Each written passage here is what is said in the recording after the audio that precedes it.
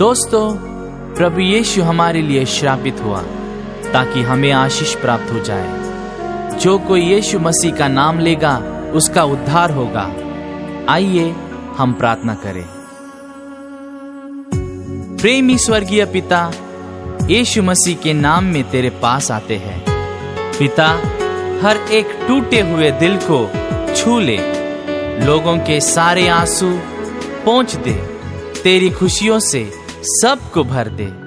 हर एक बीमारी, सारे दुख दर्द, सारी चिंताएं, सारा डर यीशु मसीह के नाम में निकल कर चले जाए। सारी बुरी चीजों से सबको बचाए रखना। तुझे धन्यवाद देते हुए ये प्रार्थना यीशु के नाम में करता हूँ, आमीन।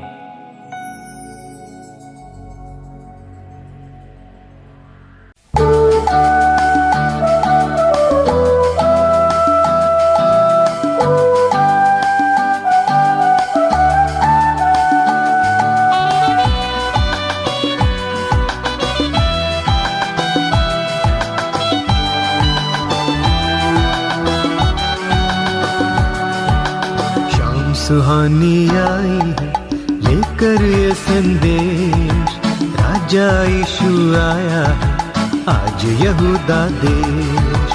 शाम सुहानी आई है लेकर ये संदेश, राजा यीशु आया है आज यहूदा देश।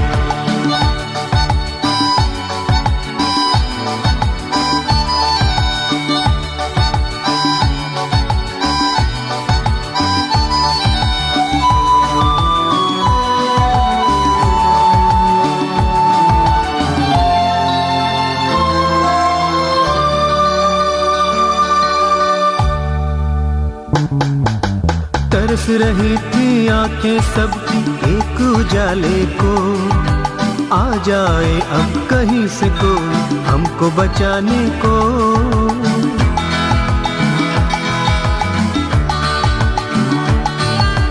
तरस रही थी आंखें सबकी एक उजाले को, आ जाए अब कहीं से कोई हमको बचाने को।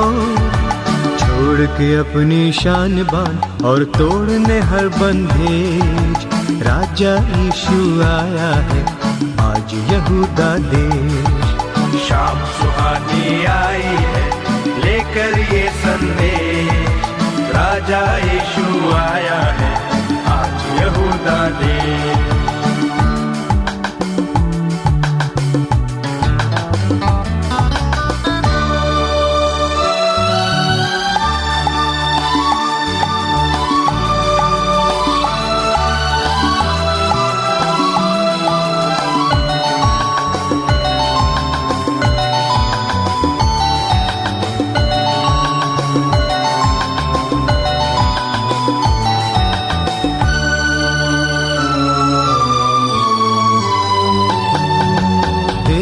बालक को मरियम का दिल ऐसा हर्षाया, चूम के बालक को माता ने अपने गले लगाया।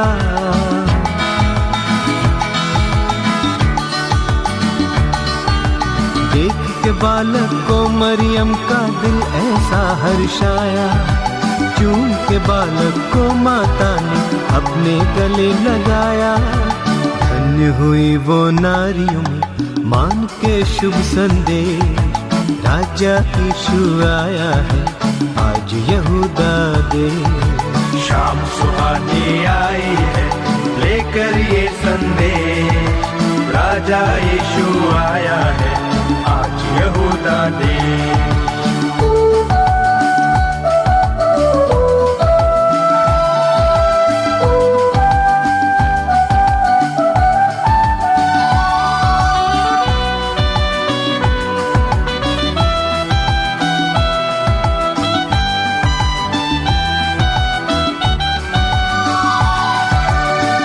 है राजा इस दुनिया का पूछने हम आए, हम है मजूसी देख के तारे के पीछे आए।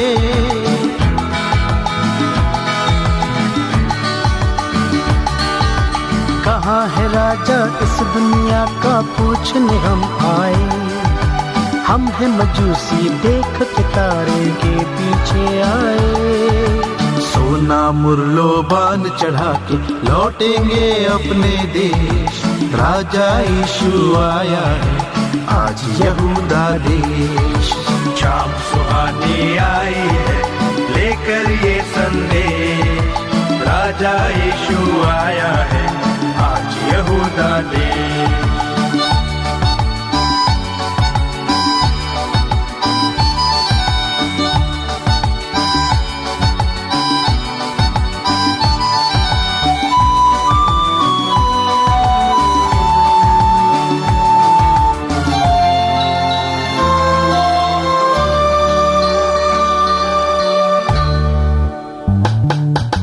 चरणी में जैसे रखा गया था जग का तारणहार, वैसे ही उसको दिल में बसा लो, उसी से है उद्धार।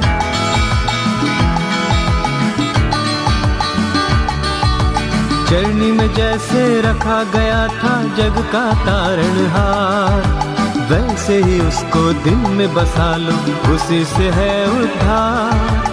साथ हमें ले जाएगा अपने पिता के देश, राजा यीशु आया है आज यहूदा देश। शाम सुहानी आई लेकर ये संदेश, राजा यीशु आया है आज यहूदा देश। शाम सुहानी आई है लेकर ये संदेश, राजा यीशु आया है आज यहूदा देश।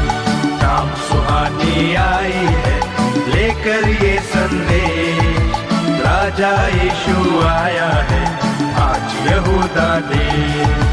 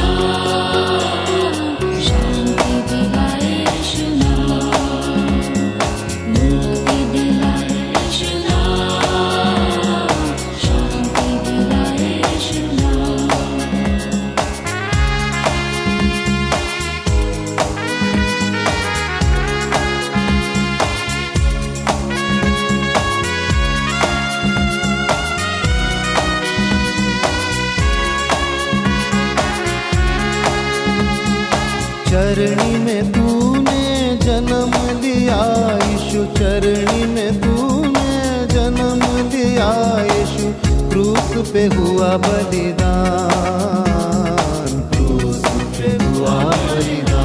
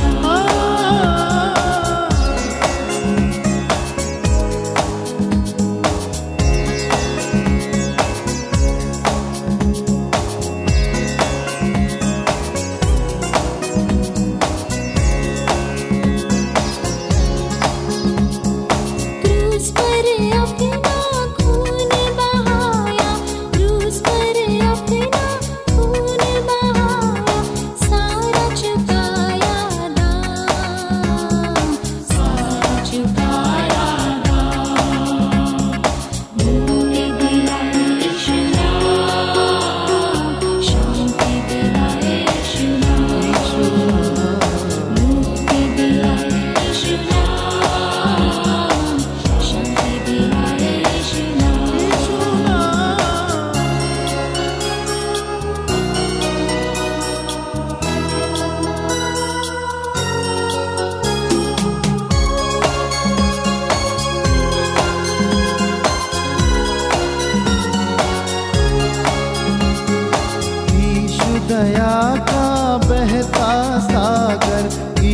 दया का बहता सागर, यीशु है दाता महान, यीशु है दाता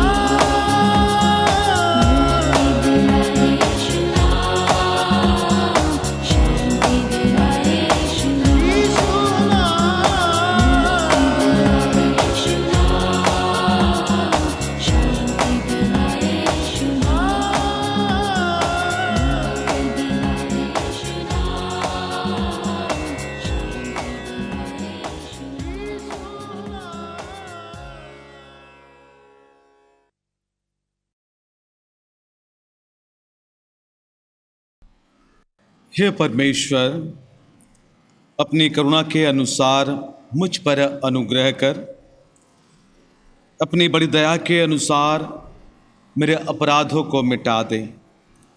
मुझे भली भांति धोकर मेरा अधर्म दूर कर और मेरा पाप छुड़ा कर मुझे शुद्ध कर। आइए प्यारे दोस्तों, उस महान परमेश्वर के निकट जाए और हम उससे प्रार्थना करेंगे। आज की आराधना को हम परमेश्वर के हाथ में समर्पण करेंगे ताकि परमेश्वर हम सभी को बहुत ऐसे आशीष देवे। अपने आंखें बंद करें, हम प्रार्थना करेंगे। सर्वशक्तिमान परमेश्वर, हम तुझे धन्यवाद देते हैं, तेरी महिमा, तेरे प्रशंसा, तेरे तारीफ करते हैं। तेरे संदेश सुनने वालों को जो इस समय इस सोशल मीडिया के द्वारा है, हर एक को तू आशीर्वाद कर, तू अनुग्रह करना। कलीसिया के पूरे परिवार को मैं तेरे हाथ में सौंपता प्रभु। सोशल मीडिया के द्वारा प्रभु जब हम उनके घर पहुंचते हैं, उन सभी को तू आशीष दे, क्योंकि तेरे लोगों के पास तेरे वचन पहुंचाई जाती हैं, स्तुति आराधना पहुंचाई जाती हैं, धन्यवाद की भेंट की बातें पहुंचाई जाती हैं। इसलिए हर एक को तो आशीर्वाद करना जो इस समय इस आराधना में शामिल हुए हैं। प्रभु यीशु मसीह, फिर से ये समय आ चुका है संसार में कि बीते साल के समान हम सोशल मीडिया को इस्तेमाल करें। हे प्रभु, यद्यपि शैतान अनेक शक्तिशाली चालाकी होकर मानव जाति को परेशान करता है, फिर भी तू हमारे परमेश्वर है। आज घर घर में लोग तेरी स्तुति प्रशंसा कर रहे हैं, घर घर में लोग प्रार्थना कर रहे हैं। तेरे लोग तेरे वचन से मामूर होते जा रहे हैं, तेरी आत्मा से मामूर होते जा रहे हैं। हे प्रभु, शैतान के कोई भी चालाकी प्रभु तेरे वचन से हमें दूर नहीं कर सकता, तेरे स्तुति आराधना से हम दूर नहीं कर सकता। केवल तेरे प्रेम हमें आकर्षित करता है। संसारिक सारे ज्ञान, नॉलेज, टेक्नोलॉजी हमें तेरे पास ले आता है, इसलिए हम तुझे धन्यवाद करते हैं। प्रभु, आज की इस महीने की पहली आराधना को हम तेरे हाथ में सौंपते हैं। मेज की आराधना को मैं तेरे हाथ में सौंपता हूँ। जितने लोग प्रभु तेरे मेज की आराधना में शामिल हुए, हर एक पर तेरी करुणा हो, तेरी आशीष हो, ताकि प्रभु यीशु मसीह आज के वचन और तेरे भोज प्रभु तेरे परिवार के लिए सामर्थ के कारण, आनंद का कारण हो जाए। प्रभु धन्यवाद करते हैं प्रभु, 5वीं महीने के पहले रविवार के आराधना में सोशल मीडिया के द्वारा तेरे पास आने के लिए प्रभु तूने मुझे मौका दिया है, हम सभी को तूने मौका दिया है, इसलिए हम तुझे धन्यवाद करते हैं। पुनर्बार प्रभु यीशु मसीह आज की आराधना की शुरू से लेकर अंत तक की सारी सेवा को प्रभु, और तेरे लोगों को प्रभु, और जो बाहर में रहते हैं हमारे परिवार के लोग, उन सभी को भी प्रभु में तेरे हाथ में समर्पण करते हुए प्रार्थना प्रभु यीशु मसीह के नाम से मांगते हैं, आमीन। परमेश्वर को मैं धन्यवाद देता हूँ और आप सभी को भी आज के आराधना के लिए मैं स्वागत करता हूँ, और आप सभी को भी प्रभु यीशु मसीह के मधुर नाम से नमस्कार करता हूँ। परमेश्वर आप सभी को आशीष दे, अनुग्रह करे आज के आराधना के द्वारा। तो आइए प्यारे दोस्तों, हम विलंब ना करते हुए हम कलीसिया की सूचना की ओर जाएंगे। मैं हमारे सचिव भाई सामुएल महापात्र से अनुरोध करता हूँ, वे कृपया सामने आएंगे और हम सभी को हमारे कलीसिया की आने वाले दिनों की सारी सूचना को हमारे बीच में रखेंगे। सबसे पहले मैं परमेश्वर पिता का धन्यवाद देता हूँ कि उन्होंने हमें ये सुंदर अवसर दिया कि आज हम फिर से इस ऑनलाइन के माध्यम से आपके सामने में खड़े हो सकें। परमेश्वर का धन्यवाद हो जिन्होंने हमें जीवितों के बीच में रखा है। बीते सप्ताह हमारे बीच से कई ऐसे परिवारों में कई प्रकार की घटनाएं हुई है, इसलिए आप सबसे अनुरोध है कि अपने घरों में रहें, और विशेष करके कलीसिया के हर एक उन तमाम परिवारों के लिए प्रार्थना करें जहाँ पर इस कोरोना का लहर आया है। मैं प्रार्थना करता हूँ आप सबसे कि प्रार्थना में रहें, और विशेष करके जो ऑनलाइन सर्विस है उसमें अवश्य ही अपना योगदान दें। यदि परमेश्वर ने चाहा तो हम लोग ऑनलाइन के माध्यम से भी प्रार्थना का निवेदन को रखेंगे, ताकि परमेश्वर आप सबको ये मौका दे कि घर में रह के भी आप प्रार्थना में शामिल हो सके। जितने भी धार्मिक हमारे कार्यक्रम थे, चाहे वो ब्रांचेस का हो या कलीसिया का हो, फिलहाल स्थगित रखा गया है। आने वाले दिनों में जैसा परमेश्वर की अगुवाई होगी, लॉकडाउन जब खुलेगा हम आपके साथ फिर से सहभागिता ले सकते हैं। पिछला रविवार जो दान संग्रह किया गया था उसकी राशि है 6,275 रुपया। धन्यवाद। परमेश्वर आपको आशीष दे। परमेश्वर की महिमा हो कि परमेश्वर के दास हमारे सचिव भाई सामुएल महापात्र ने आने वाले दिनों की सूचना, हमारे कलीसिया की सूचना को प्रदान की। उस सूचना के अनुसार हम जीवन को बिताएं और अपने मनों को हम तैयार करेंगे। आइए प्यारे दोस्तों, इस समय हम अपनी आंखें बंद करेंगे। परमेश्वर के वचन की ओर जाने से पहले हमारे मनों को हम तैयार करें, हमारे जीवन को हम तैयार करें, ताकि उस वचन हमारे जीवन में 30 गुना, 60 गुना, 100 गुना फल लाए। मैं हमारे जवानों से अनुरोध करता हूं जो बीते दिनों से सोशल मीडिया के द्वारा स्तुति आराधना में अगुवाई करते हैं, उन सभी से मैं अनुरोध करता हूं कि वे सामने होंगे और आप सभी को आराधना में अगुवाई करेंगे। मैं आप सभी से अनुरोध करता हूं कि आप सभी और हम सभी खड़े हो जाए। Praise the lord. यीशु मसीह के पवित्र और मीठे नाम में पूरे हृदय से मैं आप सबों का स्वागत करती हूँ, और मैं जानती हूँ कि आप सब इस घड़ी अपने घरों में उसकी निकटता में हैं। तो आइए आप सब मिलकर उसकी महिमा, प्रशंसा और स्तुति करें।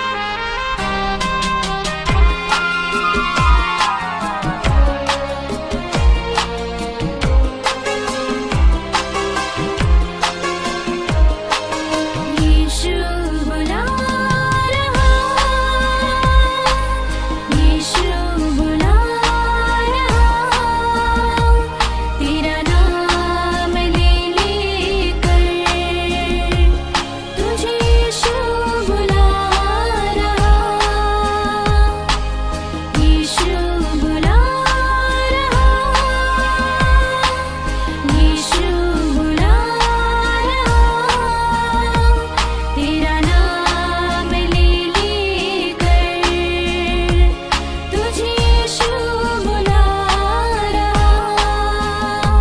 पिता परमेश्वर प्रभु, तो हर एक से कहता है मेरे राजा कि तू अपना बोझ यहोवा पर डाल दे, क्योंकि उसको तुम्हारा ध्यान है। Hallelujah, hallelujah.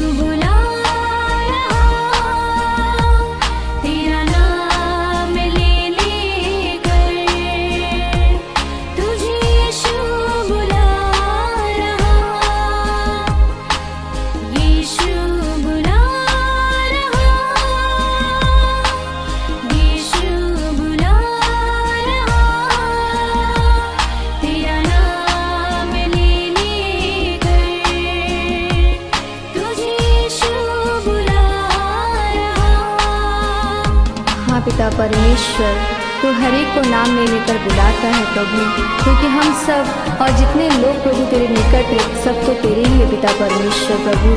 हालेलुया मेरे राजा, हालेलुया।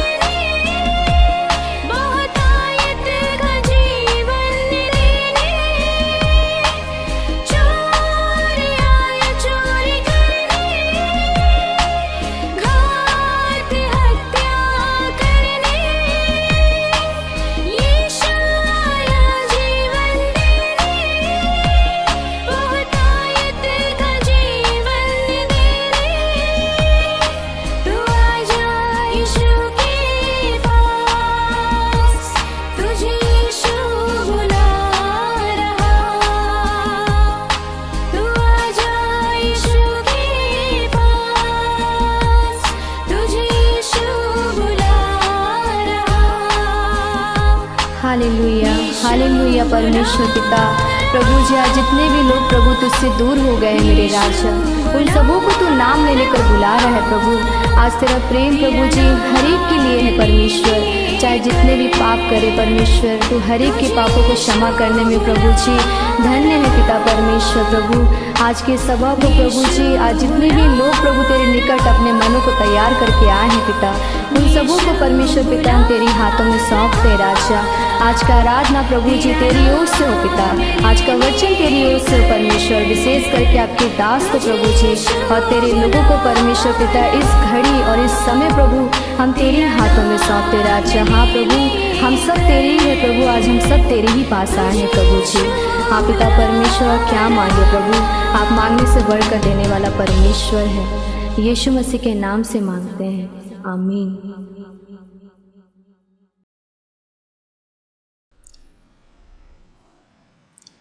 परमेश्वर को मैं धन्यवाद देता हूँ और आप सभी को आज के आराधना एवं परमेश्वर के वचनों के लिए मैं स्वागत करता हूँ।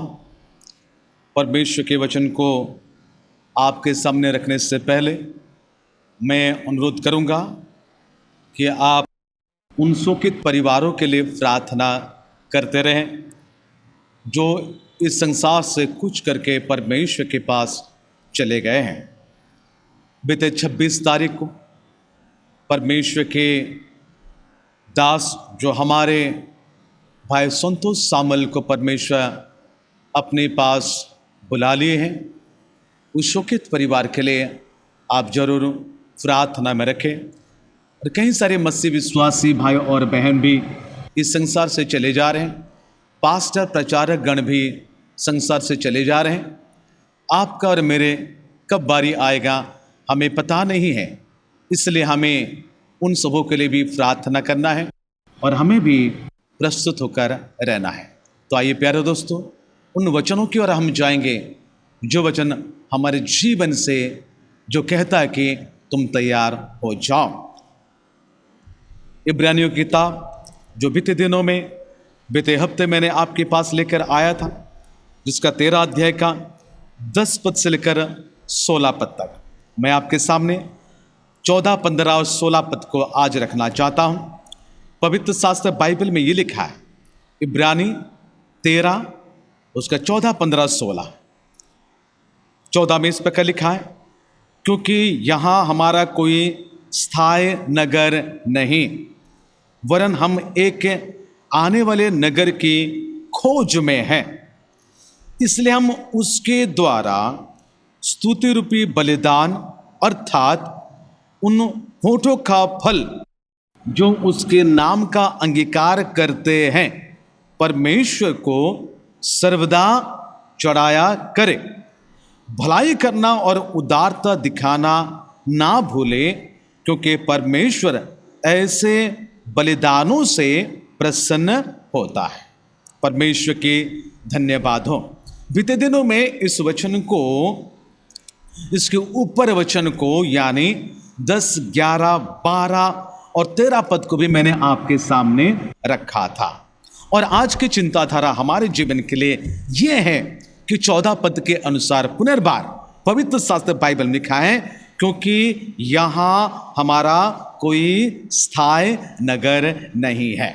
यानी एक स्थायी और एक अस्थायी नगर मानव जाति के लिए है। प्यारे दोस्तों, जितने परमेश्वर के लोग उठाए लिए जा रहे हैं, आप सोचिएगा कि वे अस्थायी नगर को छोड़कर एक स्थायी नगर की ओर वे चले जा रहे हैं, और परमेश्वर हमें उसके लिए प्रस्तुत होने के लिए कहता है।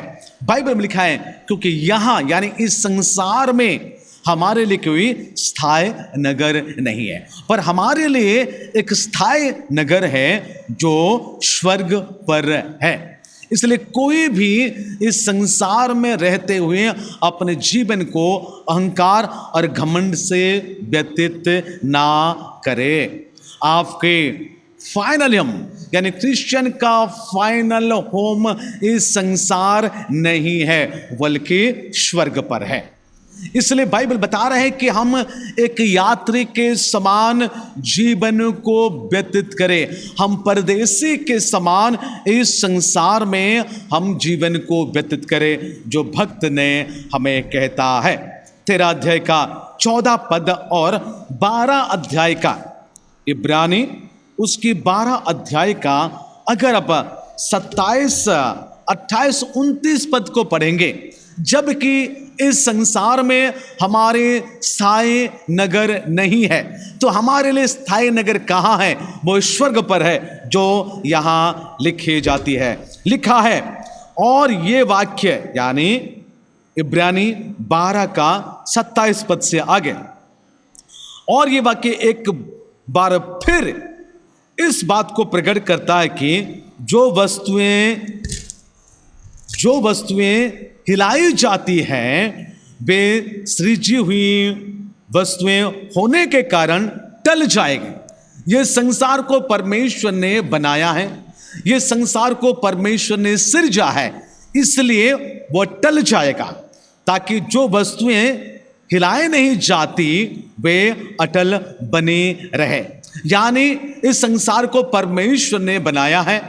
भजन संहिता 24 का 1, 2, 3 पद के अनुसार परमेश्वर इस संसार को महानद के ऊपर रखा है, तो ये कभी हिलेगा जरूर।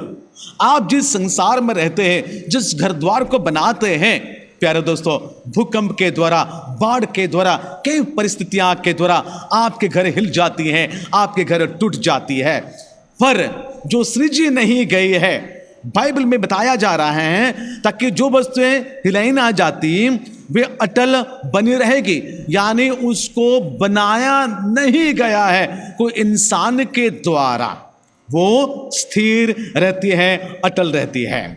और उसके बाद 28 पद में लिखा, 12 अध्याय का 28 पद में, इस कारण हम इस राज्य को पाकर जो हिलने का नहीं कृतज्ञ है। जी हाँ प्यारे दोस्तों, आप इस संसार में सफलता पाकर कृतज्ञ ना हो। अब संसार में बहुत सारे अचीव कर लिया है, इसलिए खुशी मत होइएगा, अपने आप को बड़ी कृतज्ञता महसूस मत कीजिएगा और किसी को कृतज्ञता भी ज्ञापन ना करें, क्योंकि इतने सक्सेस है, इतने ये है वो है। बाइबल बता रहे हैं हमें एक नगर दिया गया है, हमारे लिए एक नगर है जो बाइबल यहां कहते हैं, इस कारण हम इस राज्य को पाकर जो हिलने का नहीं कृतज्ञ हो उस राज्य को, और भक्ति और भय सहित परमेश्वर की ऐसी आराधना करे जिससे वह प्रसन्न होता है, जो 15 और 16 पद में भी ये बातें लिखी जाती है। कहने का ये अर्थ है परमेश्वर हमारे लिए एक भवन को बनाया है जो हिलने का नहीं। अगर उस भवन की ओर जाना चाहते हैं, अगर हम जाना चाहते हैं, जाते हैं, तो परमेश्वर के लोगों को ये कहा जाता है कि आपके जीवन को परिवर्तन करना है, यानी प्रेजेंट चेंजेस, आपके प्रेजेंट चेंज लाइफ, फ्यूचर में आप कंटिन्यूटी रहेंगे, यानी अनचेंज होकर रहेंगे। इसलिए अभी परिवर्तन हो जाने के लिए कहा जाता है, अभी मन को परमेश्वर को दे देने के लिए कहा जाता है, क्योंकि हमारे परमेश्वर का वचन में भक्त ने हमें ये वार्निंग करता है, परमेश्वर के वचन हमें ये वार्निंग के साथ कहा जाता है कि यहां हमारे कोई स्थायी नगर नहीं है। देखिएगा इब्रानी 11 अध्याय का उसका 16 पद में क्या लिखी जाती है। इब्रानी 11 अध्याय का अगर 16 पद से पढ़ते लिखा है, पर वे एक उत्तम अर्थात स्वर्गीय देश की अभिलाषी हैं, इसलिए परमेश्वर उनका परमेश्वर कहलाने में उनसे नहीं लज्जाता, क्योंकि उसने उनके लिए एक नगर तैयार किया है।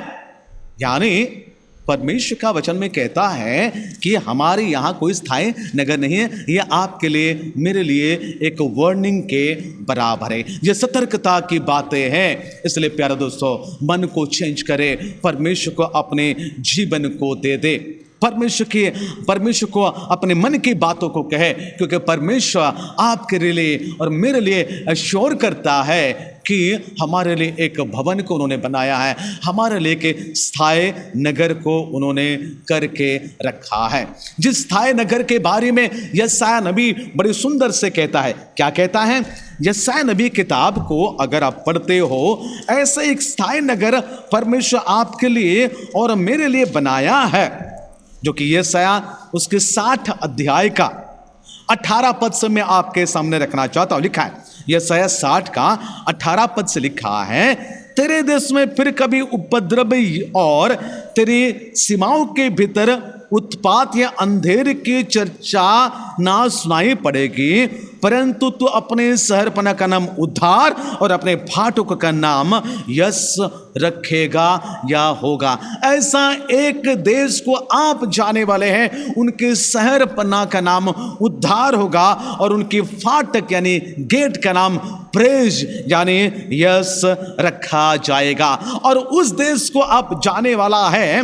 पवित्र शास्त्र 19 में लिखा है, फिर दिन को सूर्य तरह उजियाला ना होगा। जो परमेश्वर ने दिन में दिखाने के लिए, दिन में राज करने के लिए, दिन को दिखाने के लिए सूर्य को रखा, यानी सूर्य के द्वारा दिन होती है, चंद्रमा के द्वारा रात होती है। परमेश्वर का वचन में लिखा है, फिर दिन को सूर्य तरह उजाला ना होगा, ना चांद निकले चंद्रमा, परंतु यहोवा तेरे लिए सदा काल का उजियाला और तेरा परमेश्वर तेरे शोभा ठहरेगा। कहने का यह अर्थ, परमेश्वर के लोगों, आप एक ऐसे देश को आप जा रहे हैं, ऐसे के भवन की ओर जा रहे हैं, ऐसे सिटी की ओर आप अग्रसर हो रहे हैं, जिस देश में, जिस नगर में सूर्य का कोई काम नहीं है, चंद्रमा का कोई काम नहीं, केवल आपका परमेश्वर, हमारा परमेश्वर ही सदा परमेश्वर ठहरेंगे।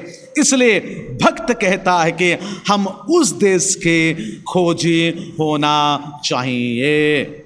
यहाँ इब्रानी किताब हमें बड़ी सुंदर से बता रहे हैं कि भक्त ने उस देश के खोज कर रहे हैं जो आज मुझे और आपको खोजना है। लिखा है क्योंकि यहाँ हमारे कोई स्थायी नगर नहीं है, वरन में एक आने वाले नगर की खोज में है। कौन से खोज में है प्यारे दोस्तों? आप लोग इस समस्या ने तो हमें ये कहा, खोजो तो तुमको मिल जाएगा। परमेश्वर के लोगों को यह बताया दिया जाता है कि भक्त ने ऐसा एक देश के वो खोज में है। क्या आप और मैं उस देश की खोज में हैं, उस नगर की खोज में हैं? बहुत सारे लोग इस संसार से चले जा रहे हैं। ये सारी बातें हमें बताई जाती हैं, ये सारी बातें हमें दिखाई जाती हैं उदाहरण के द्वारा कि तुम भी तैयार हो जाना, तुम भी खोजते रहना, क्योंकि लोग संसार से चले जा रहे हैं। चाहे जो कोई भी कारण क्यों ना हो, चाहे इस महामारी हो या स्वाभाविक मृत्यु हो या जो कुछ भी कारण क्यों ना हो, लोग संसार से चले जा रहे हैं। प्यारे दोस्तों, आपकी उम्र जितना भी क्यों ना हो, आपको तैयार हो जाना है। एक बार एक संडे स्कूल के बच्चा ने संडे स्कूल की पढ़ाई के बाद संडे स्कूल में टीचर ने उनको बताया परमेश्वर के बारे में, सृष्टि के बारे में, और उसके बाद मनुष्य के पाप के बारे में और मनुष्य के मृत्यु के बारे में, ये सारी बातों को बता दिए। उसके बाद संडे स्कूल के बच्चा अपने घर जाता है, अपनी माँ से पूछता है, माँ कि ये मनुष्य कितनी उम्र में मरते हैं? टीचर बता रही थी ये सारी बातों को कि इंसान को मरना ही है, क्योंकि इंसान पाप करते हुए मरते हैं, संसार पाप करते हुए मरते जा रहे हैं, तो इंसान कितनी उम्र में मरते हैं? माँ ने उनको बताई कि बेटा तो आज या कल उस सेमेट्री की ओर जा, यानी कब्रिस्तान जा। कब्रिस्तान में जाकर तू देख लेना कि वहां तुमको पता चल जाएगा कि लोग कितनी उम्र में लोग मरते हैं, कितनी साल की उम्र में वे मरते हैं, आपको पता चल जाएगा। उसके बाद बेटा जाता है उस कब्रिस्तान की ओर देखने के लिए कि लोग कितनी उम्र में मरते हैं। प्यारे दोस्तों, जब बेटा जाकर नजर करता है, जब बेटा जाकर नजर करता है और वो देखता है कि लोगों का मृत्यु का जो उम्र है, मृत्यु का उम्र इस प्रकार उन्होंने देखा, किसी का 10 साल, किसी का 5 साल, किसी का 100 साल, किसी का 90 साल, किसी का 80 साल, किसी का 6 महीना, किसी का 8 महीना, किसी का 10 महीना, किसी का 2 साल, इस प्रकार लिखा हुआ था उस क्रॉस में, उस क्रॉस में लिखा हुआ था। मैं भी ये आर्टिकल पढ़ने के बाद प्यारे दोस्तों, कल मैंने किया था बेल्डी कब्रिस्तान। बेल्डी कब्रिस्तान को मैंने किया था कि इंसान कितने उम्र में मरते हैं। संडे स्कूल के बच्चा जो फॉलो किया था, मैं भी बेल्डी कब्रिस्तान कल मैंने किया था और कई सारे कब्र को मैंने फोटो उठाकर लेके आया, अभी तक मेरे मोबाइल में है। और उसके बाद मैं आकर देखने लगा कि इंसान कितने उम्र में मरते हैं। तो मैंने देखा एक इंसान को कि 1923 में उनका जन्म हुआ था, 1923 में जन्म हुआ था, 2009 में उसकी मृत्यु हुई है।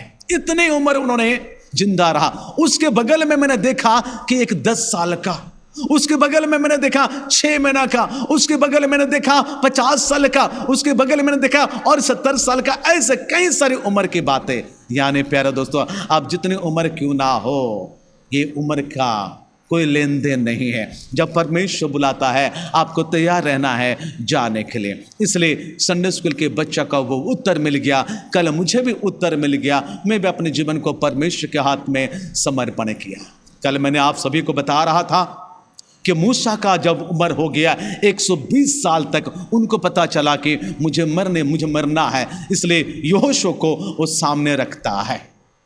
यीशु मसीह का यरूशलेम को जाना, यानी यीशु मसीह जानते हैं कि मुझे मरना है, क्योंकि उनके 33.5 साल पूरा होने वाला था। इसलिए यीशु मसीह कहा कि हमें यरूशलेम जाना है। मत्ती 20 अध्याय में लिखा हो 17 पद से आगे, मुझे अन्य जाति यानी प्रधान याजक को उन लोगों के हाथों में पकड़वाया जाना पड़ेगा और लोग मुझे मारेंगे, कोड़ा लगेंगे और ये सारी बातें होंगी और मुझे क्रूस पर चढ़ाएंगे, पर मैं तीसरा दिन में जी उठूंगा। यीशु मसीह को पता था, मूसा को पता था, पर आपको पता नहीं कि आप कब इस संसार से चले जाएंगे। लेकिन हमें याद रखना है, हम संसार से तो चले जाएंगे, सही बात है, क्योंकि संसार हमारे घर नहीं है, इसलिए हम ऐसा एक भवन को जाने वाले हैं जो चिरस्थायी है, वो टलने का नहीं। अगर उस भवन को जाना चाहते हैं तो बाइबल में हम एक शर्त रखी गई है 13 अध्याय का 15 और 16 पद के अनुसार।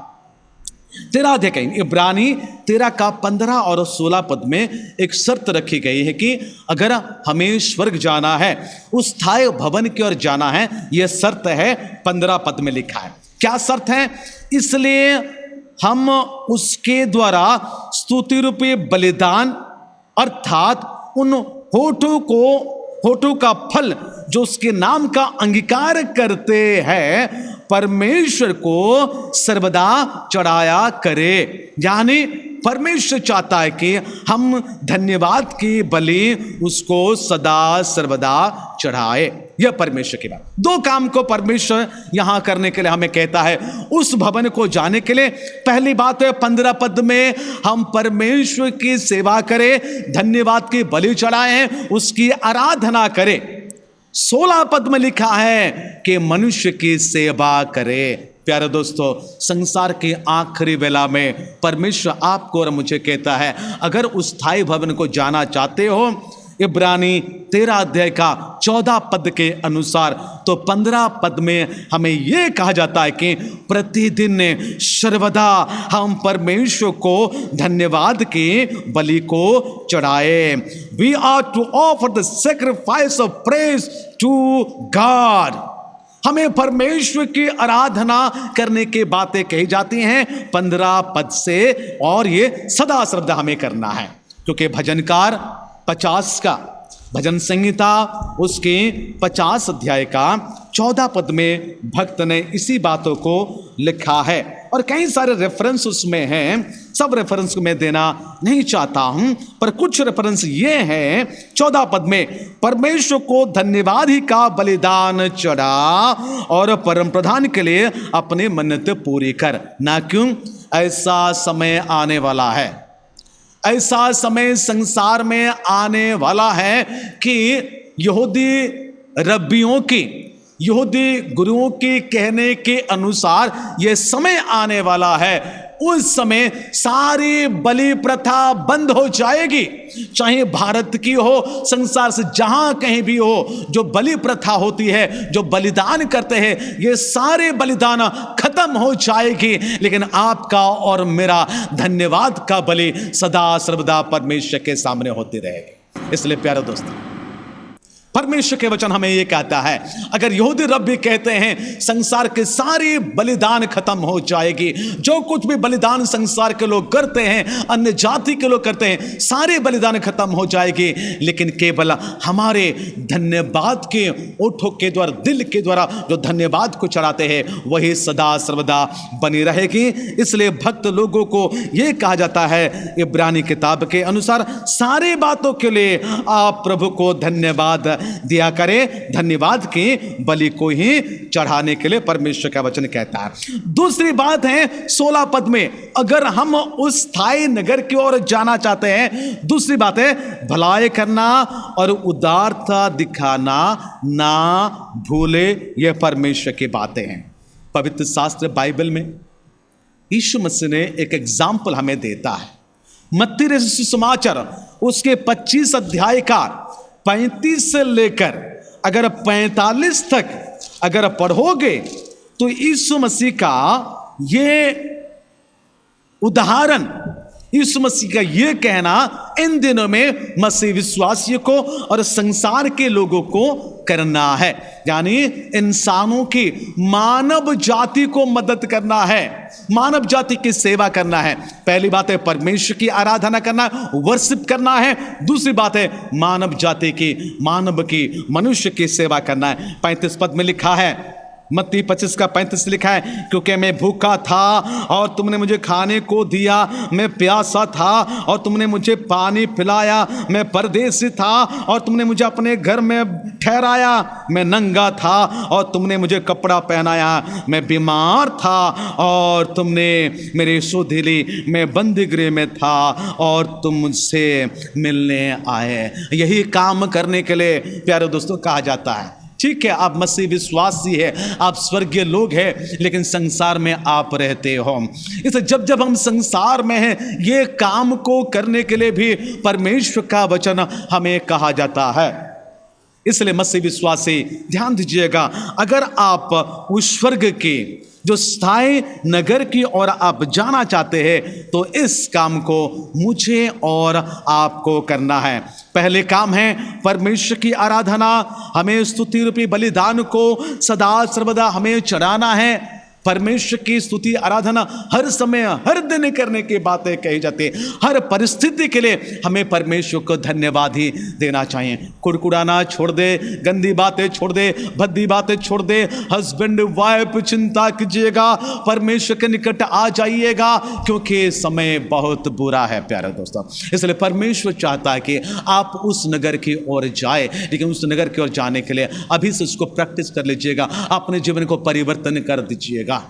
संसारिकता में अगर जीवन को बिता रहे हैं उसको छोड़िएगा, परमेश्वर की ओर ताकिएगा, परमेश्वर का अपने जीवन दीजिएगा, परमेश्वर को धन्यवाद के बलि को चढ़ाइएगा।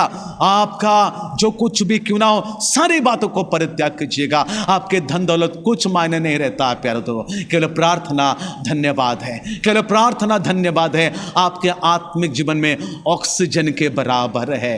प्रार्थना और धन्यवाद आपके आत्मिक जीवन को ऑक्सीजन कहा जाता है, वही आपको स्वर्ग ले जाएगा। प्यारे दोस्तों, आज ऑक्सीजन के अभाव से लोग संसार से चले जा रहे हैं, लोग रास्ते में चले जा रहे हैं, लोग मेडिकल में चले जा रहे हैं, लोग घर में रहते रहते चले जा रहे हैं बिना ऑक्सीजन से। इसलिए आपको यह ऑक्सीजन दिया जाता है, धन्यवाद और प्रार्थना, ताकि उस ऑक्सीजन के द्वारा आप उस राज्य में प्रवेश कर पाओगे, क्योंकि मुझे और आपको एक दिन तो मरना ही है। इसलिए बाइबल बता रहे हैं ये शरीर यानी ये मांस और लहू का शरीर परमेश्वर के राज्य में अधिकारी नहीं हो सकता है। इसलिए अपना अहंकार को छोड़िएगा, आपके घमंड को छोड़िएगा, दीन हो जाइएगा। मुझे और आपको अब्राहम के समान होना है, जिसको परमेश्वर ने बुलाया है, बिना देखे बिना सवाल करते हुए वो चल पड़ता है, जो कि इब्रानी किताब में ही हमें बताई जाती है।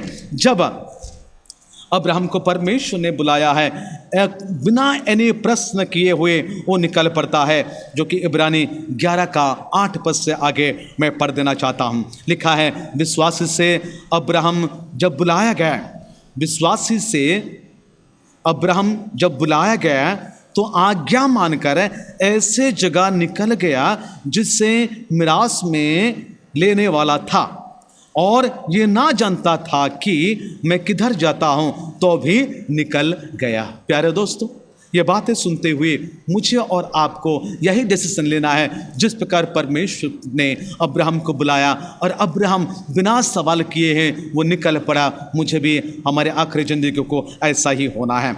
9 पद में लिखा है, विश्वास से उसने प्रतिज्ञा की हुए देश में, पराए देश में परदेसी के समान रहकर इसहाक और याकूब समेत जो इसके साथ उसी प्रतिज्ञा के वारिस थे, तंबू में वास किया। तंबू यानी संसारिक जो जीवन बिता रहे हैं ये तंबू के बराबर है। प्यारे दोस्तों, इस्राएल के लोग तंबू में ही रहा करते थे 40 साल तक। बाइबल में तंबू में वास किया, क्योंकि वह उस स्थिर नींव वाले नगर की बाड़ जोता था, जिसका रचने वाला और बनाने वाला परमेश्वर है। यानी कहने का ये अर्थ है कि अब्राहम भी एक स्थिर नींव वाले नगर की बाट वो जोह रहा था। इसलिए संसार आपका घर नहीं है, ये संसार आपका स्वर्ग नहीं है। कई धर्मावलंबी के लोग कहते हैं ये संसार ही स्वर्ग है, ये संसार ही नरक है। नहीं है प्यारे दोस्तों, आप अगर पक्के विश्वासी है तो आप ये कह नहीं सकते हैं ये संसार ही आपके लिए स्वर्ग है, ये संसार ही आपके लिए नरक है। हाँ, आपके कर्म का फल को आप इस संसार में आप भोगते तो है, सही बात है, लेकिन आत्मिक फल भी आपको भोगना पड़ेगा। यानी अगर आप प्रभु को जीवन देंगे तो उस नगर को जाएंगे जो कि चिरस्थायी है, जो टलने का नहीं है। अगर आप परमेश्वर की आज्ञा के अनुसार नहीं चलेंगे तो उस नरक की ओर चले जाएंगे। इस अब्राहम की बातों को देखते हैं, इस भक्त को हम देखते हैं, परमेश्वर ने उनको बुला दिया, बिना प्रश्न किए वो परमेश्वर के निकट चले गए। आपको परमेश्वर के वचन दिया जाता है, आप सवाल पर सवाल करते रहते हैं, प्रश्न पर प्रश्न उठाते रहते हैं। अगर आपके जीवन में कुछ वचन अगर हट हो जाता है तो आप कहते होंगे पादरी साहब ऐसे कैसे बोल दिया है, पास्टर लोग ऐसे कैसे प्रचार कर दिया है। यानी आप चाहते हैं कि आपके लिए सुंदर वचन ही हो, आप चाहते हैं कि आपके कान के लिए मिठास वचन की हो। नहीं प्यारे दोस्तों, अभी आपके कुछ करने का समय आ चुका है। इस संसार के घर को छोड़कर आपको स्वर्गीय भवन को जाने का समय आ चुका है। अपने आंखें बंद करें, मैं आपके लिए प्रार्थना करूंगा ताकि आप परमेश्वर की भी स्तुति आराधना करें और मनुष्य की भी सेवा करें और उस नगर को जाने के लिए तैयार हो जाए। इस समय हम अपने आंखें बंद करें, उस महान जीवित परमेश्वर के निकट होंगे। हम सब खड़े हो जाएंगे, थोड़े समय के लिए हम परमेश्वर के निकट होंगे, क्योंकि आपके लिए मेरे लिए परमेश्वर ने एक स्थायी भवन को बना कर रखे हैं।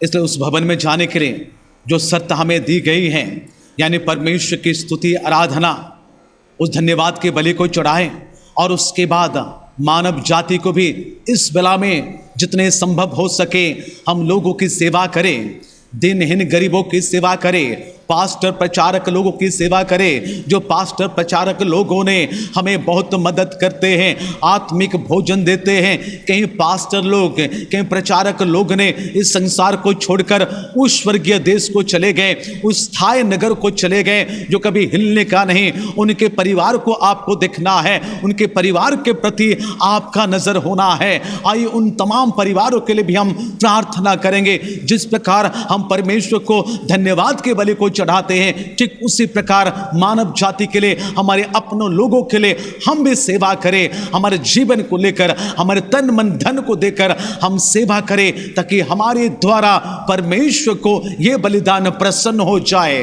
परमेश्वर को जब प्रसन्न होता है, परमेश्वर आपको और भी बहुत ऐसे आशीष देंगे। परमेश्वर ने कहा ऐसे ही बलिदानों से परमेश्वर प्रसन्न होता है। प्यारे दोस्तों, आप जितना भी कुछ संसार में कर ले, लेकिन आप परमेश्वर के धन्यवाद के बलि को नहीं चढ़ाएंगे और मानव को अगर सेवा नहीं करेंगे, प्यारे दोस्तों, शायद अब दूर हो जाएंगे। और ये समय है कि हम परमेश्वर को देने के लिए अपनी आंखें बंद करें, हम प्रार्थना करेंगे। जीवित परमेश्वर प्रभु, मैं तुझे धन्यवाद देता हूं इस समय, और तेरे लोगों को मैं तेरे हाथ में सौंपता हूं। प्रभु, तेरे लोगों के लिए तू कैसा नगर को बनाया है, ऐसा भवन को बनाया है, उन सभी को आशीष देना, बुद्धि ज्ञान देना, चाहे उनके जितने भी उम्र क्यों ना हो। प्रभु यीशु मसीह अपनी उम्र को तुझे समर्पण कर दे, अपने धन संपत्ति को तेरे हाथ में समर्पण कर दे, अपने अहंकार को, अपने घमंड को तेरे हाथ में समर्पण कर दे, अपने सफलता को तेरे हाथ में समर्पण कर दे, अपने सारी बातों को प्रभु तेरे हाथ में समर्पण कर दे। क्योंकि प्रभु उनकी प्रभु ऑक्सीजन की आवश्यकता है, जो प्रार्थना की ऑक्सीजन आवश्यकता है, धन्यवाद की ऑक्सीजन आवश्यकता है, जिसमें वो तेरे राज्य में प्रवेश कर पाएगा। हाँ प्रभु यीशु मसीह, हम प्रार्थना करते हैं उन तमाम पास्टर प्रचारक गणों के लिए, तेरे भक्त गणों के लिए, तेरे दास गणों के लिए, जिनको तूने अपने पास बुला लिए हैं, उन तमाम परिवारों को तू बहुत ऐसे आशीष दे और तू अनुग्रह करना।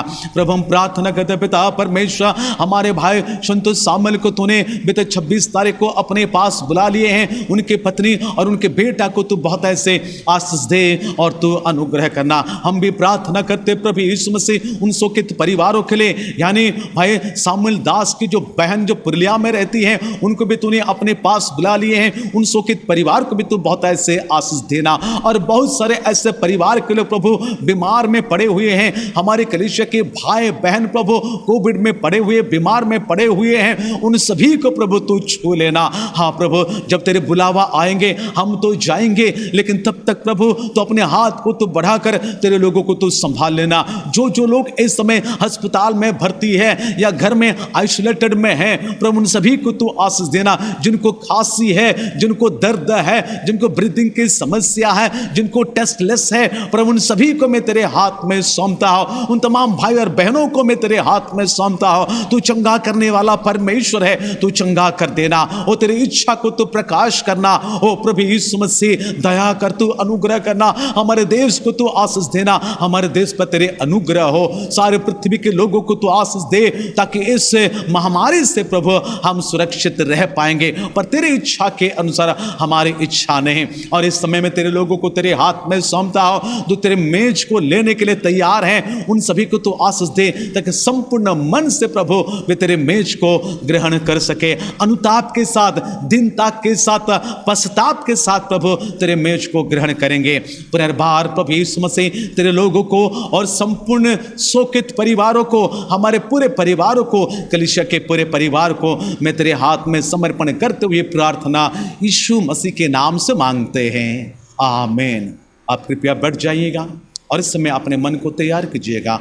जो प्रभु भोज लेना चाहते हैं ऑनलाइन के द्वारा आप सभी को स्वागत है। मन परिवर्तन के साथ इस प्रभु भोज को लीजिएगा। जरूर आपके घर में रोटी और दाखरस होगी, आप उनको अपने पास रखिएगा। जिस प्रकार मैं विधि आपको बताऊंगा आप उसको ग्रहण करने के लिए तैयार होंगे। मन को प्रस्तुत कीजिएगा। परमेश्वर को मैं धन्यवाद देता हूं और आप सभी को भी इस प्रभु भोज के आराधना के लिए स्वागत करते हुए, जब आप मेज को ग्रहण करने के तैयार हैं, आप सभी को इस ऑनलाइन मेज की विधि को थोड़ा सा बता देना चाहता हूं। घर के मुखिया जो आप हैं, जो रोटी आपके हाथ में है, अभी उसको तोड़कर हर एक को दे दीजिएगा।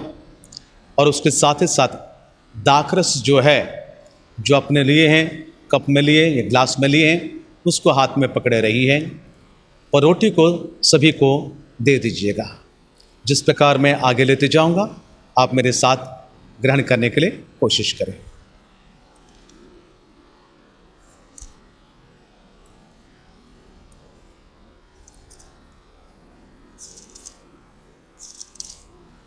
पवित्र शास्त्र बाइबल में यीशु ने उनसे कहा, जीवन की रोटी मैं हूं, जो मेरे पास आता है वो कभी भूखा ना होगा, और जो मुझ पर विश्वास करता है वो कभी प्यासा ना होगा। आइए प्यारे दोस्तों, अपनी आंखें बंद करें। इस मेज के लिए हम प्रार्थना करेंगे। सर्वशक्तिमान पिता, पुत्र, पवित्र आत्मा परमेश्वर, हम तुझे धन्यवाद देते हैं प्रभु, जो तेरे पास आते हैं प्रभु, जो तुझ पर विश्वास करते हैं, उनकी भूख को तू मिटाता है, उनके प्यास को तू बुझाता है। तू ही हमारी रोटी है, तू ही हमारे जल है प्रभु। धन्यवाद करते प्रभु, ऐसा परमेश्वर हमें मिला है जो हमें प्यार किया है और क्रूस के ऊपर अपना जीवन, अपनी मांस, अपने लहू, अपने सब कुछ को तूने प्रदान किया है। हे प्रभु, जब तेरे लोग प्रभु तेरे मेज के निकट हुए हैं, उन सभी को तो आशीष दे, तू अनुग्रह कर प्रभु, ताकि दीनता के साथ उचित रीति से प्रभु तेरे मेज को वे ग्रहण कर सके। पुनर्बार तेरे मेज को और तेरे लोगों को मैं तेरे हाथ में समर्पण करते हुए प्रार्थना यीशु मसीह के नाम से मांगता हूं, आमीन।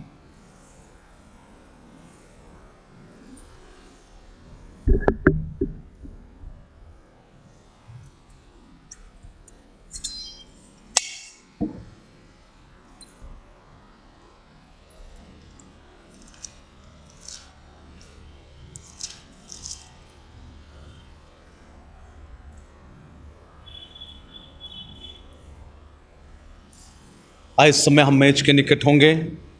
पवित्र शास्त्र बाइबल में इस प्रकार लिखा है, क्योंकि ये बात मुझे प्रभु से पहुंची और मैंने तुम्हें भी पहुंचा दी कि प्रभु यीशु ने जिस रात वह पकड़वाया गया, रोटी ली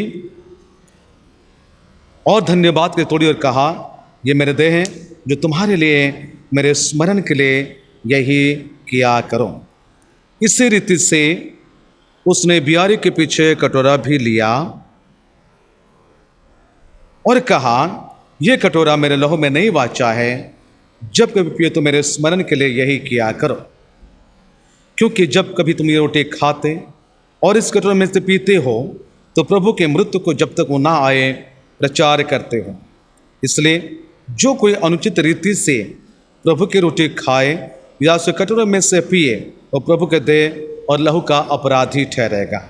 इसलिए मनुष्य अपने आप को जांच ले और इसी रीति से इस रोटी में से खाए और इस कटोरे में से पिए। जो खाते पीते समय प्रभु के देव को ना पहचाने, इस खाने और पीने से अपने ऊपर दंड लाता है। आइए प्यारे दोस्तों, इस मेज के लिए हम पुनः प्रार्थना करेंगे और एक ही साथ उनको हम ग्रहण करेंगे। अपने आंखें बंद करें, हम प्रार्थना करें। प्यारे प्रभु यीशु मसीह, हम तुझे धन्यवाद देते हैं, तेरी महिमा तेरे प्रशंसा करते हैं। प्रभु यीशु मसीह, इस समय तेरे लोग प्रभु तेरे मेज के सम्मुख हो चुके हैं। प्रभु उनके हाथ में जो तेरे मांस और तेरे लहू के जो प्रतीक के स्वरूप रोटी और दाखरस है प्रभु सभी प्रभु उचित रीति से उसको ग्रहण करें। प्रभु धन्यवाद देते हैं प्रभु, हमारे पापों के लिए तो मारा गया, गाड़ा गया प्रभु, हमारे पापों के लिए तुझ पर कोड़ा प्रहार हुई प्रभु, तेरे वचन के अनुसार तेरे कोड़े खाने से हम लोग चंगे हो गए हैं। प्रभु यीशु मसीह, तूने अपने वचनों से कहा जो परमेश्वर के पुत्र है यीशु मसीह का मांस और लहू को ग्रहण करता है उसके पास जीवन है, परंतु जो मनुष्य पुत्र की मांस और लहू को ग्रहण नहीं करता है उसके पास जीवन नहीं है। प्रभु यीशु मसीह, तूने अपने मांस और लहू को दिया जिसमें तेरा जीवन है, जो स्वर्गीय जीवन है। हे प्रभु यीशु मसीह, हम ये संसारिक भोज नहीं करते हैं प्रभु, बल्कि ये स्वर्गीय भोज है जो तू स्वर्ग से आया था हमें देने के लिए। हे प्रभु, हम अनुताप के साथ, स्वीकार के साथ उचित रूप से हम ग्रहण करते हैं। पुनर्बार तेरे लोगों को और इस मेज को प्रभु तेरे हाथ में समर्पण करते हुए प्रार्थना यीशु मसीह के नाम से मांगते हैं, आमीन। आइए प्यारे दोस्तों, हम सब मिलकर एक ही साथ उसको ग्रहण करें।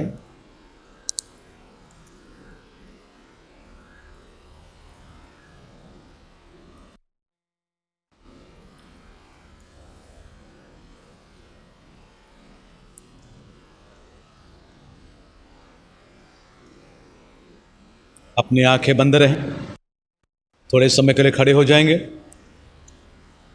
परमेश्वर के पास होंगे और हम प्रार्थना करेंगे। हमारे स्वर्गीय पिता, हम प्रार्थना करते हैं प्रभु सारे परिवारों के जो इस समय तेरे मेज के निकट हुए हैं, और बहुत सारे परिवार हैं प्रभु जो बीमार में पड़े हुए हैं, जो अस्पताल में पड़े हुए हैं, जिनको प्रभु आज के मेज नहीं मिला हो, उन सभी को भी तू आशीष दे और तू अनुग्रह कर। हम प्रार्थना करते पिता परमेश्वर, तू करुणामय परमेश्वर है प्रभु, तूने अपने मांस को दिया, अपने लहू को दिया प्रभु, ताकि हम तेरे जीवन को प्राप्त कर लें। प्रभु तेरे लोग नम्रता के साथ, दीनता के साथ तेरे मेज को भी ग्रहण किए, इसलिए मेरा प्रार्थना है प्रभु तेरे उस भवन में हो जाने के लिए उन सभी को तो आशीष देना, ताकि हम संसार से कुछ करके हम तेरे पास आ जाए। प्रभु यीशु मसीह, तो हमारे पाप अपराधों को तूने क्षमा किया है, हम तुझे धन्यवाद देते हैं। बीते महीने प्रभु कई लोग प्रभु संसार से चले गए प्रभु कोविड-19 के द्वारा। प्रभु तो हमें जीवित रखा है प्रभु, ये नहीं कि हम धर्मी हैं, ये नहीं कि हम पवित्र हैं, हम अच्छे हैं, हम भले लोग हैं प्रभु, ऐसे कोई भी बातें नहीं प्रभु, केवल तेरा प्यार है प्रभु, तेरी इच्छा, तेरे उद्देश्य को जानने के लिए प्रभु तू हमें रखा है। इसलिए हम अपने जीवन को तेरे हाथ में समर्पण करते हैं। उन बुजुर्ग माता पिताओं को तेरे हाथ में सौंपते प्रभु, जो बीमार के हालत में पाए जाते हैं, जो कोविड के शिकार हुए हैं, उन जवानों को भी तेरे हाथ में सौंपते हैं जो कोविड के शिकार हुए हैं, उन सभी को भी तो आशीष दे और प्रभु सुरक्षा देकर तो ले आना प्रभु। उन सभी को तेरे गवाही के लिए तो खड़ा कर देना, ताकि तेरे भवन में समय आएगा वे खड़े होंगे और तुझे उद्धार करता, तुझे छुटकारा देने वाला परमेश्वर है, तुझे चंगा करने वाला परमेश्वर, तुझे यहोवा राफा है, गवाही को दे सकेंगे। हाँ प्रभु, पुनर्बार तेरे लोगों को, तेरे परिवार को, ओ प्रभु बुजुर्गों को, छोटे बच्चों को, जवानों को, पूरे कलीसिया के परिवारों को, हमारे परिवार के लोग जो बाहर में हैं, उन सभी को भी तेरे हाथ में समर्पण करते हुए प्रार्थना यीशु मसीह के नाम से मांगते हैं, आमीन। आइए प्यारे दोस्तों, हम सब मिलकर एक ईश्वर में प्रभु की प्रार्थना करेंगे। हे हमारे पिता, तू जो स्वर्ग में है, तेरा नाम पवित्र माना जाए, तेरा राज्य आवे, तेरी इच्छा जैसे स्वर्ग में पूरी होती है वैसे पृथ्वी पर भी हो। हमारे दिन भर की रोटी आज हमें दे, और जिस प्रकार हमने अपने अपराधों को क्षमा किए हैं वैसे तू भी हमारे अपराधों को क्षमा कर। हमें परीक्षा में न आला, परंतु बुराई से बचा, क्योंकि राज्य, पराक्रम, महिमा सदा तेरी है। आमीन। इस बड़े पिता परमेश्वर का प्रेम, पुत्र प्रभु यीशु मसीह का अनुग्रह, पवित्र आत्मा की शांति, शक्ति, सहभागिता हम सबों के साथ, विशेष करके प्रभु हमारे कलीसिया के पूरे परिवार के साथ, विश्वव्यापी मंडली के साथ सदा सर्वदा होती रहे। आमीन। सभी को जय मसीह की। प्रभु आप सभी को आशीष दे, अनुग्रह करें।